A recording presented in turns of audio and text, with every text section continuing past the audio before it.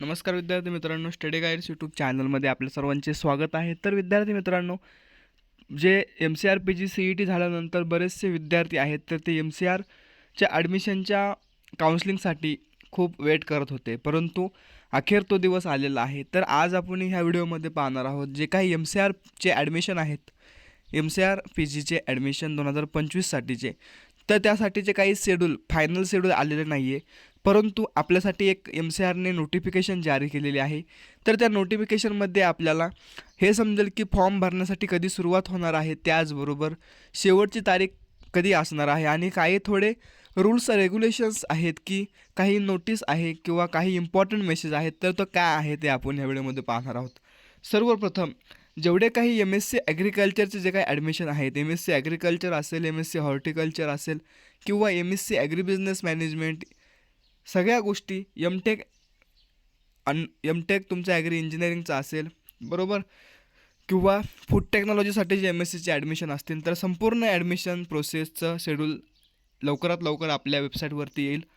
तर जे काही आपलं रजिस्ट्रेशन आहे, तर ते रजिस्ट्रेशन 18 सप्टेंबर 2025पासून आपल्याला www.mcr.org या वेबसाईटवरती तुम्हाला दिसून येईल. तुम्हाला 18 तारखेपासून रजिस्ट्रेशन करता येईल. त्याचबरोबर तुम्हाला प्रवेश अर्ज करण्यासाठी शेवटची तारीख त्यांनी दिलेली आहे 1 ऑक्टोबर 2025पर्यंत तुम्हाला काय करता येईल, ऑनलाईन रजिस्ट्रेशन पोर्टलवरती करता येईल.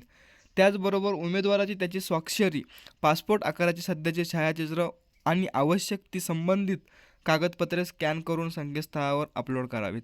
म्हणजे तुम्हाला फॉर्म भरताना तुमचे जे काही डॉक्युमेंट्स तुम्हाला विचारले जातील, तुमचे फोटो असेल, सही असेल, ते तुम्हाला कसे पाहिजे, एकदम क्लिअर कट पाहिजे आहेत. त्याचबरोबर तुमचं जे काही तुम्ही विचार करत असाल की जे काही MCRचा फॉर्मची प्रिंट तुम्हाला MCRच्या ऑफिसला बाय पोस्ट करावी लागेल, तर विद्यार्थी मित्रांनो, तुम्ही एकदा की ऑनलाईन फॉर्म सबमिट केल्यानंतर तुमचा तो फायनली तुमचा फॉर्म सबमिट झाला आहे कुठल्याही प्रकारचा आणि कुठल्याही कॉलेजला तुम्हाला ते फॉर्मची प्रिंट काढून तुम्हाला बाय पोस्ट करण्याची गरज नाही.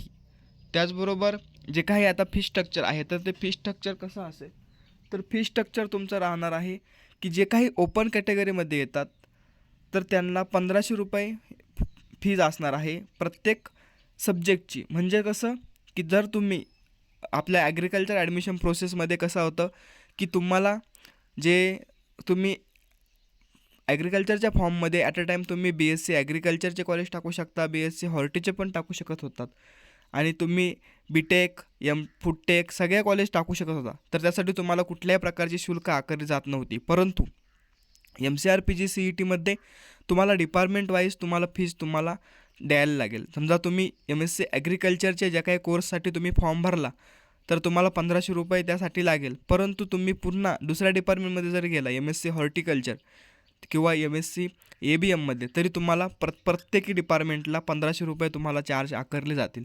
त्याचबरोबर जे काही कॅटेगरीमध्ये येतात त्यांना 750 रुपये फीज आहे.